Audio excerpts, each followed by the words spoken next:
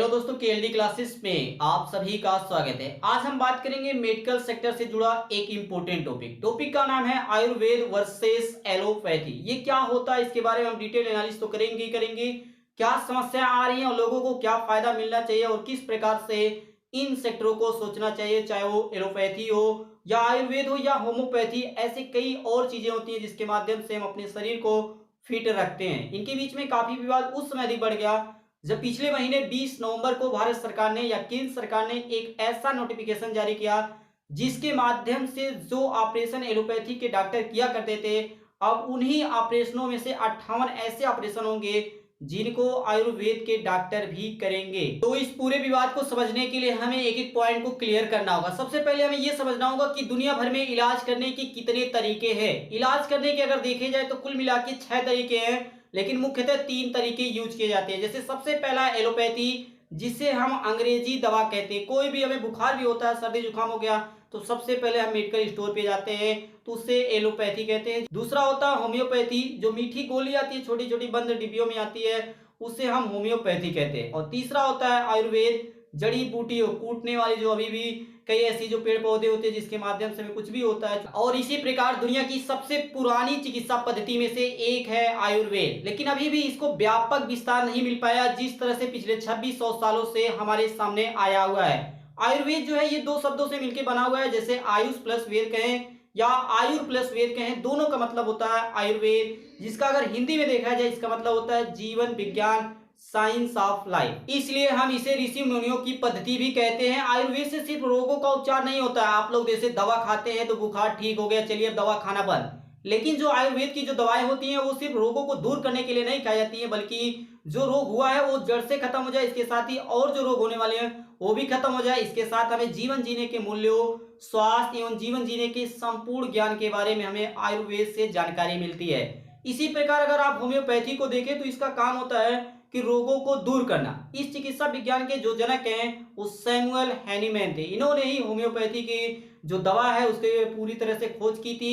इस दवा को बनाने के लिए पेड़ पौधे और खनिज पदार्थों का यूज किया जाता है और इस प्रकार हमारे सामने मीठी मीठी गोलियां। लेकिन फिर भी आज अगर देखा जाए तो सबसे अधिक भरोसा है वो है एलोपैथी पे।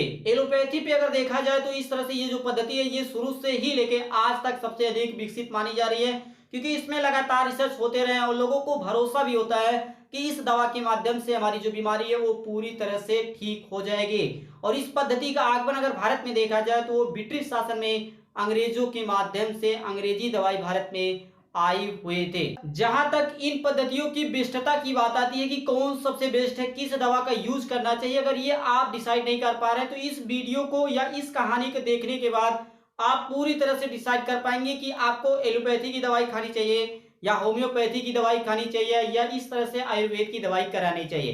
तो चलिए सबसे पहले आपकी स्क्रीन पे आ चुका है, इस कहानी को पढ़िए और समझिए इस कहानी का भाव क्या है और उसके बारे में हम आगे और पॉइंट से समझेंगे। एक बार आम और नीम के बीच में बहस छिड़ गई। ऐसा होता रहता है, दो भाइयों के बीच में, बहनों के बीच में, या जब आपस में औरतें होती हैं तो उसमें बहस हो ही जाता है कि श्रेष्ठ कौन है। कोई भी हार मानने को तैयार नहीं था, न ही आम और न ही नीम। अपनी अपनी खूबियां और दूसरे की खामियां गिनाते गिनाते पूरी तरह से शाम हो गया। सुबह से लेकर शाम तक नतीजा ना निकला। इसे देखते हुए दोनों ने तय किया कि मामले में किसी तीसरे की राय ली जाए। जैसे दो लोगों के बीच में झगड़ा होता है तो क्या करते हैं, हम पुलिस के पास जाते हैं या किसी अपने से बड़े के पास जाते हैं। सामने से उसे एक खुशहाल व्यक्ति आता दिखा, अपनी समस्या बताई और उसकी खुशी का राज पूछा कि आप इतना खुश क्यों दिख रहे हैं। तो उसने दुनियावी फलसफा समझाया कि किसी की खामियां या कमियां नहीं बल्कि खूबियां को गिनो और उससे सीखो कि क्या आपके अंदर क्वालिटी है और क्या हमारे अंदर क्वालिटी है, दोनों को मिला के आगे बढ़ने की कोशिश करो। मर्म समझ में आ गया था दोनों को। अतः वही आम और नीम एक दूसरे की उपयोगिता का गुणगान कर रहे थे कि आपके जो पेड़ है, पत्तियां हैं, जो इस तरह से फल होते हैं, उसका कहाँ कहाँ यूज होता है। और उसी तरह से नीम ने भी आम के गुणों की बखान करना शुरू कर दिया।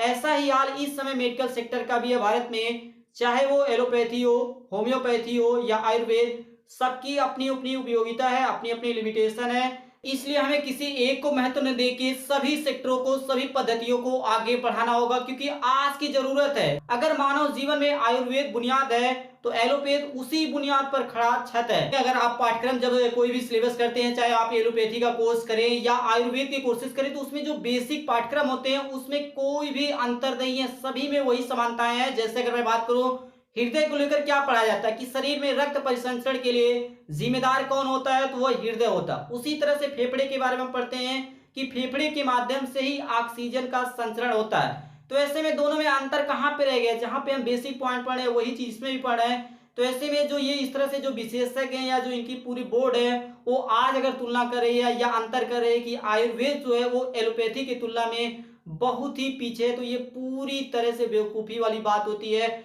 और इसी प्रकार कहा जाता है कि जो एलोपैथी होता है ये रोग के कारण को तुरंत दबा देता है, कि जैसे बुखार हुआ, हमने दवा खाया, पैरासीटामोल खाया, तो बुखार हमें तुरंत ठीक हो जाता है। या कोई अंग खराब होता है तो हम उसकी सर्जरी कर देते हैं या उसे इस तरह से ऑपरेशन करा देते हैं तो वह अंग सही हो जाता है। लेकिन जो आयुर्वेद होता है ये सबसे पहले रोग को पता लगाता है कि रोग कहां से आया, किस बेसिक से आया, किसकी कमी से कारण से आया, सबसे पहले उसे दूर करने की कोशिश करता है और उसके साथ ही और जो अन्य रोग होने वाले होते हैं उसको भी आयुर्वेद ठीक कर देता है, अर्थात जड़ से खत्म करने का काम आयुर्वेद करता है। जैसे एक हमारे एक्सपर्ट है, इनके बारे में भी जान लिया जाए। जैसे ये आयुर्वेद के किडनी एक्सपर्ट डॉक्टर बी के चौरसिया जी हैं, इनके बारे में जाना जाए। आपकी स्क्रीन पे आ चुका है। जैसे इन्होंने बताया है कि इनके मुताबिक से कोई भी आयुर्वेद दवा खाते ही अपना असर नहीं दिखाती। हम सोचते हैं कि तुरंत खाएं, 1 सेकंड 5 सेकंड में, जैसे इनो की बात होती है 6 सेकंड में पूरी तरह समस्या दूर कर दे, इसमें समय लगता है लेकिन यह बीमारी को जड़ से दूर करने में मदद करती है। आयुर्वेद का सबसे ज्यादा फायदा यही है कि यह बीमारी को जड़ से ठीक तो करती है, साथ ही अन्य बीमारियों में भी लाभदायक होता है।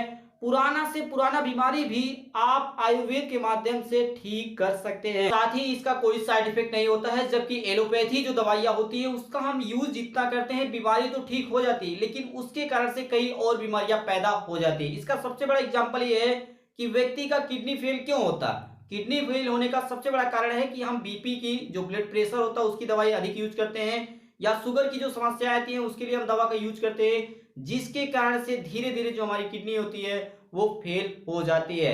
अगर आप बहुत ही गंभीर स्थिति में है, मरने और जीने का सवाल आ जाता है कि अब इस व्यक्ति को अगर कौन सा दवाई कराए कि जिससे ये जीवित हो जाए, तो आप किसी आयुर्वेदिक जो डॉक्टर होते हैं उनके पास न जाके एलोपैथिक डॉक्टर के पास आप दिखाएं, क्योंकि उस समय आपकी जीने मरने का सवाल आता है। जैसे ही आपका जो स्वास्थ्य है वो ठीक हो जाए उसके बाद आप आयुर्वेदिक की दवाइयां करा सकते हैं। आयुर्वेदिक चिकित्सा पद्धति में कुल 3 प्रकार के दोषों का उपचार किया जाता है।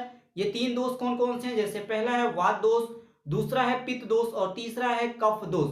क्या क्या होते हैं इसको भी एक एक लाइन में समझ लीजिए।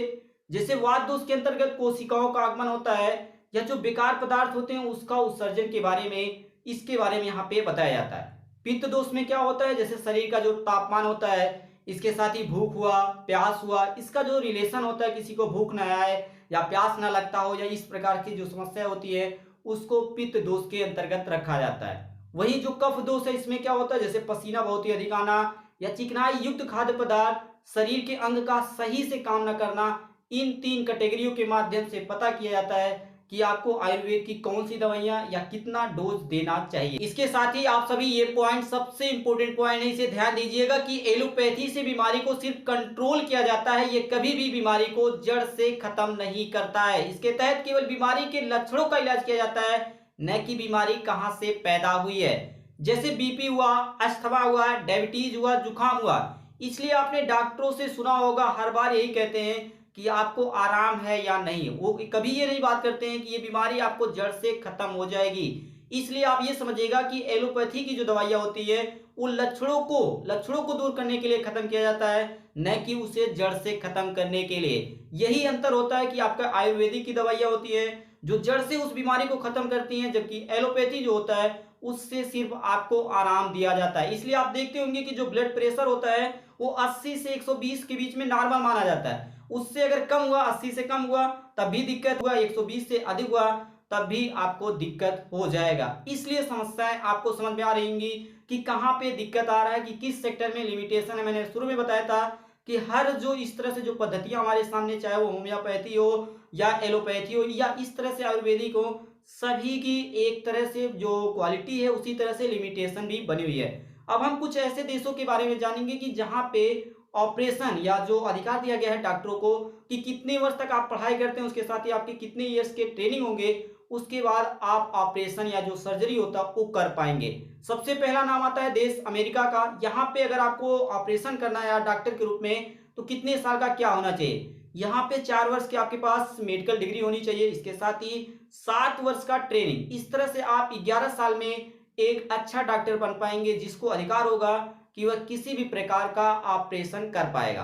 दूसरा देश है ब्रिटेन देश। यहाँ पे 5 वर्ष की मेडिकल डिग्री, इसके साथ ही 2 वर्ष की जो सर्जिकल ट्रेनिंग होती है। सर्जिकल ट्रेनिंग थोड़ा सा इसमें टफ माना जाता है, तो इस तरह से 7 वर्ष का समय लग जाएगा और 6 साल का स्पेशल ट्रेनिंग के बाद आप ब्रिटेन में इस तरह से ऑपरेशन कर पाएंगे।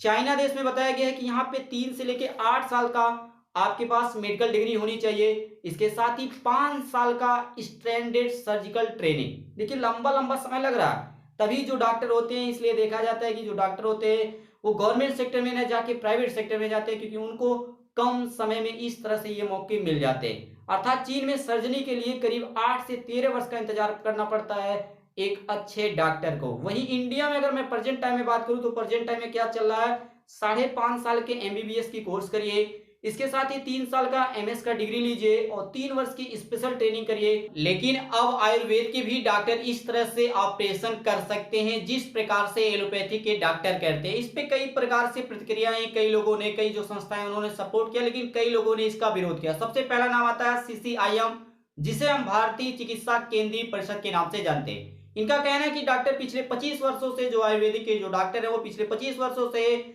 आयुर्वेद संस्थानों और अस्पतालों में सर्जरी कर रहे हैं। ये तो नोटिफिकेशन केवल कानूनी मान्यता के लिए जारी किया गया है कि लोगों को पता चले कि अब हमें भी ये अधिकार मिल चुका है। इस फैसले के बाद वाराणसी शहर के सूर्य अस्पताल में, आप यहाँ पे इमेज देख सकते हैं, इस अस्पताल में लेप्रोस्कोपिक सर्जरी की गई है और गॉल ब्लैडर से पथरी निकालने का सफल ऑपरेशन है वो आयुर्वेदिक माध्यम से और आयुर्वेदिक जो अस्पताल है उसमें किया गया है। ये इस फैसले के बाद सबसे पहला होगा जो ऑपरेशन।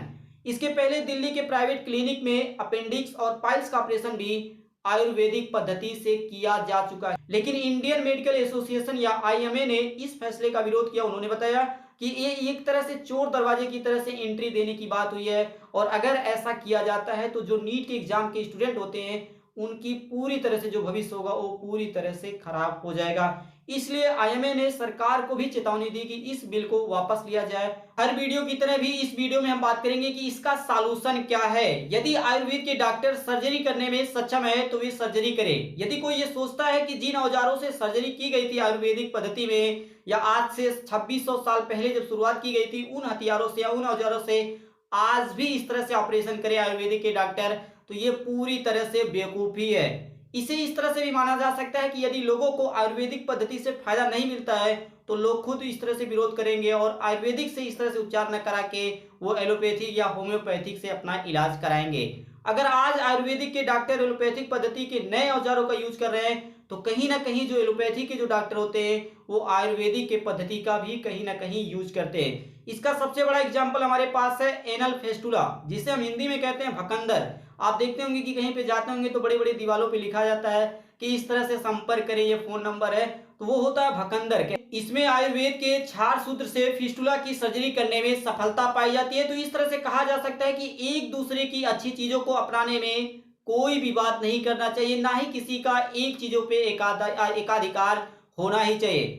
आयुर्वेद के डॉक्टर कहते हैं कि हम ऑपरेशन के समय मरीज को बेहोश नहीं करेंगे, इसलिए इन डॉक्टरों को इनकी ट्रेनिंग ही नहीं दी जाती। जबकि एलोपैथिक के जो डॉक्टर होते हैं अगर कोई भी ऑपरेशन करेंगे, चाहे वो छोटा से छोटा ऑपरेशन करे, बिना बेहोश किए वो कर ही नहीं सकते हैं। तो इस तरह से जो छोटी छोटी चीजें होती हैं उसको लेकर समय समय पे विवाद होता रहता है। बौद्ध धर्म में अहिंसा में विश्वास रखने के कारण से आयुर्वेद पद्धति को हिंसात्मक मानते थे, जिसके कारण से इसका विकास नहीं हुआ। इसके बाद विदेशी आक्रमण आए। विदेशी आक्रमणों ने पुस्तकालयों को, जो बड़े बड़े पुस्तकालय थे, या तो उसको लूट लिया या उसको जला दिया, जिसके कारण से विज्ञान के साथ ही आयुर्वेद से जुड़े जो साहित्य थे, जो इंपॉर्टेंट इंफॉर्मेशन थी, वो पूरी तरह से खत्म हो चुके थे। इसके बाद जैसे अगर हम बात करें कुछ और घटनाओं के, जैसे आयुर्वेद पद्धति से जुड़ा एक एग्जाम्पल आज भी आपको न्यूज़पेपर में अगर आप गूगल पर सर्च करें तो आपको मिल जाएगी। ये घटना 1772 की है, जब टीपू सुल्तान यो अंग्रेजों के मध्य में युद्ध चल रहा था। टीपू सुल्तान के सैनिकों ने अंग्रेज के 4 सिपाहियों वह गाड़ी चालक के नाक को काट दिया था। इसके बाद एक मराठी जो आयुर्वेदिक डॉक्टर थे, उन्होंने सफलतापूर्वक इनके नाकों को जोड़ दिया था। उस समय अंग्रेज के 2 डॉक्टर इस पूरी घटना को देख रहे थे कि किस तरह से एक मराठी जो आयुर्वेदिक डॉक्टर है वो इनकी नाकों को जोड़ रहा था। और इस पूरी घटना को मद्रास जो उस समय गजट पेपर चल रहा था, इसके साथ ही लंदन में अक्टूबर 1794 में इस पूरी घटना को पहले ही पेज पे छापा गया था कि किस प्रकार से एक आयुर्वेदिक डॉक्टर ने कटी हुई नाक को इस तरह से जोड़ दिया।